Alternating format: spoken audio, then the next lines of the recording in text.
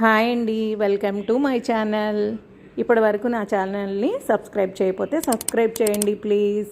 Morning లెగవంగానే చక్కగా నా పూల మొక్కలన్నిటికీ గుడ్ మార్నింగ్ చెప్పి అన్నిటినీ పలకరిస్తే నాకు చాలా ప్రశాంతంగా ఉంటుంది అన్నమాట. రోజు చాలా ఫ్రెష్గా స్టార్ట్ అవుతుంది. మొక్కల్ని పలకరించి ఫ్రెష్ అయిపోయి పూజ చేసుకున్నాను. ఆ పూజని కూడా చూపిస్తున్నాను చూడండి. రోజు ఇన్ని పూలతో అలంకరించనులేండి, ఇవాళ పూలు ఉన్నాయని చక్కగా పూలమాల వేసి పూలతో అలంకరించుకుని పూజ చేసుకున్నాను. కాసేపు అలా కూర్చొని దేవుణ్ణి చూస్తూ ఉంటే చాలా ప్రశాంతంగా ఉంటుంది. పూజ అయిపోయిన తర్వాత ఇప్పుడు ఒక రెసిపీ.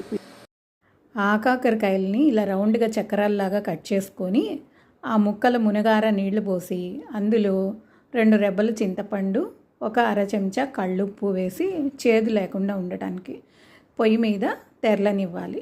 జస్ట్ అలా కలర్ మారే వరకు. అలా కలర్ మారంగానే వడబుట్టకి పోసేసుకోవాలి. ఇవి 2 రోజులు ఆలస్యం అయ్యి పండినవి, కానీ పండినా కానీ చాలా బాగుంటాయి అన్నమాట.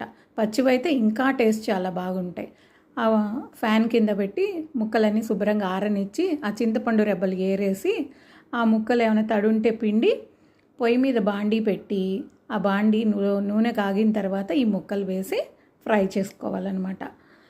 ఇలా గోల్డ్ కలర్గా వచ్చినాక ఫ్రై చేసుకొని దానిలో వెల్లిపాయ కారం చల్లుకుంటే చాలా బాగుంటాయి. మీరు ట్రై చేయండి.